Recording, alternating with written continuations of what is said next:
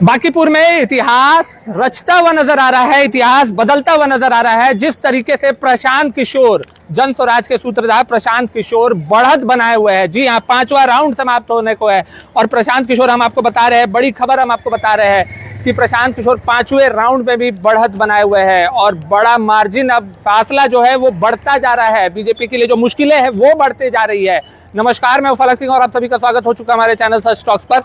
देखिए, हम आपको अभी की सबसे बड़ी खबर बता रहे हैं कि 5वें राउंड में प्रशांत किशोर जिस तरीके से बढ़त बनाए हुए हैं वो बीजेपी के लिए एक बड़ा सेटबैक समझा जा सकता है, एक बड़ा झटका समझा जा सकता है। इतिहास रच रहे हैं प्रशांत किशोर, इतिहास बदल रहे हैं जन स्वराज पार्टी। आपको बता दें कि जन स्वराज पार्टी 8,971 वोट के साथ 5वें राउंड में है और वहीं पर भारतीय जनता पार्टी के नीरज कुमार 6,592 वोटों के साथ है। राष्ट्रीय जनता दल आरजेडी तेजस्वी यादव की पार्टी 884 वोटों के साथ है। जी हाँ, आरजेडी कहीं ना कहीं अब रेस में बहुत पीछे हो चुकी है।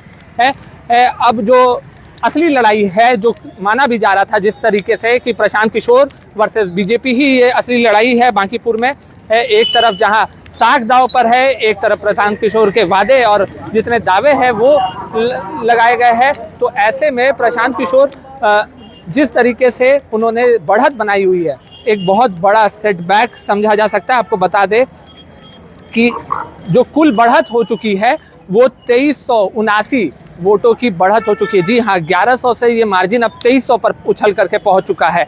ये अभी की सबसे बड़ी खबर यहाँ से निकल करके आ रही है कि प्रशांत किशोर ने एक ऐतिहासिक कदम की ओर प्रशांत किशोर बढ़ रहे हैं। क्या इस मार्जिन को प्रशांत किशोर बरकरार रख पाएंगे? ये एक देखिए बड़ी बात हो जाती है कि इस मार्जिन को बरकरार रख पाना। हालांकि 5 काउंटिंग हो चुकी है, 5 राउंड तक प्रशांत किशोर लगातार बढ़त बनाए हैं। एक बार भी बीजेपी के प्रत्याशी को मौका नहीं मिला है कि आगे आ सके। शुरुआती पहले वोटिंग से ही हमने दिखाया था कि किस तरीके से प्रशांत किशोर लीड बनाए हुए थे और लीड का जो अंतराल है वो बढ़ता हुआ नजर आया धीरे धीरे।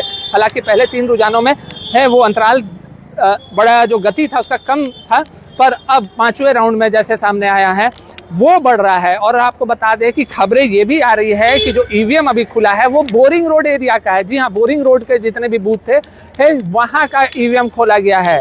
तो आप समझ सकते हैं कि अगर बोरिंग रोड और बोरिंग कनाल रोड जैसा जो पूरा इलाका है, राजीव नगर हो गया, पाटलिपुत्रा की तरफ हो गया, यहाँ पर अगर प्रशांत किशोर बढ़त बनाए हुए हैं तो जब सब्जी बाग जैसे क्षेत्र में का जब ईवीएम खुलेगा, मंदिरी का जब ईवीएम खुलेगा है, तब क्या नज़ारा देखने को मिलेगा? क्या बीजेपी चौंका सकती है? अभी भी ये एक बड़ा सवाल रहेगा।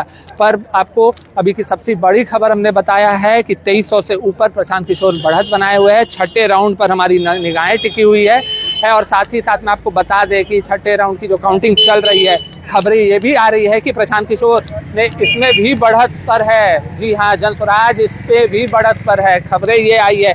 हालांकि इसकी अभी आधिकारिक पुष्टि नहीं हुई है, पर जैसे भी कोई खबर आता है हम आपको तुरंत रूबरू करवाएंगे।